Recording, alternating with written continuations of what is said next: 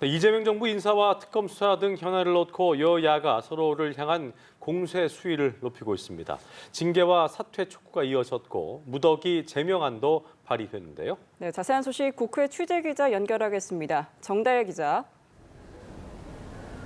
네, 민주당은 이재명 정부 인사를 고리로 국민의힘 공세가 이어지자 송원석 비대위원장의 당직자 폭행 사건을 소환하며 역공에 나섰습니다. 국민의힘이 갑질 논란에 강선우 의원 징계안을 제출한 데 대해 누가 누굴 비난하냐며 목소리를 높인 겁니다.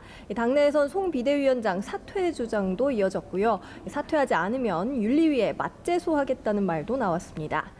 국민의힘은 소속 의원들을 향한 특검 수사에 강력 반발하고 있습니다. 오늘 양평 고속도로 특혜 의혹과 관련한 특검의 김선교 의원 사무실 압수수색을 두고 무차별적인 야당 탄압이라고 주장했는데요.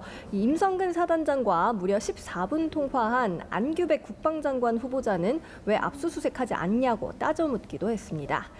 이런 가운데 민주당 당대표 후보인 박찬대 의원은 국민의힘 의원 45명에 대한 제명 촉구 결의안을 발의했습니다. 윤석열 전 대통령 체포영장 집행 당시 관저 시위에 나섰던 의원들이 대상인데요.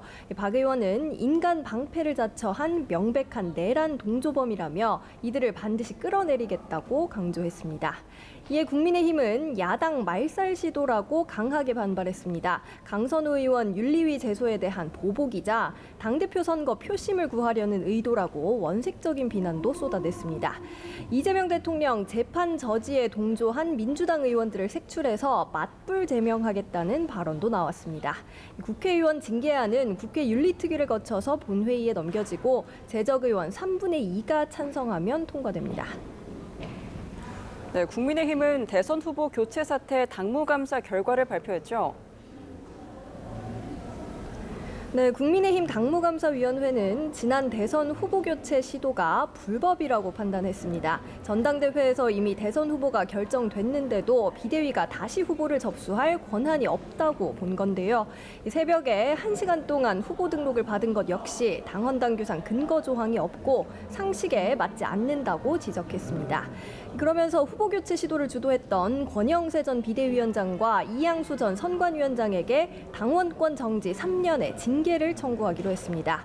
최종 징계 여부와 수위는 당 중앙윤리위원회가 판단하게 됩니다. 이 같은 감사 결과를 두고 당내에선 적잖은 파장일 걸로 보이는데요. 권영세 의원은 수용할 수 없다며 이런 파당적인 결정을 주도한 사람들이야말로 응분의 책임을 지게 될 거라고 반발했습니다. 이양수 의원도 연합뉴스TV에 의원들이 동의해서 진행했고 비대위가 의결을 한 거라며 윤리위가 바로잡아줄 거라고 밝혔습니다. 앞서 국민의힘은 김문수 대선 후보 선출을 취소하고 한덕수 전 국무총리로 후보 교체를 시도했지만 당원 투표에서 부결됐습니다. 지금까지 국회에서 전해드렸습니다.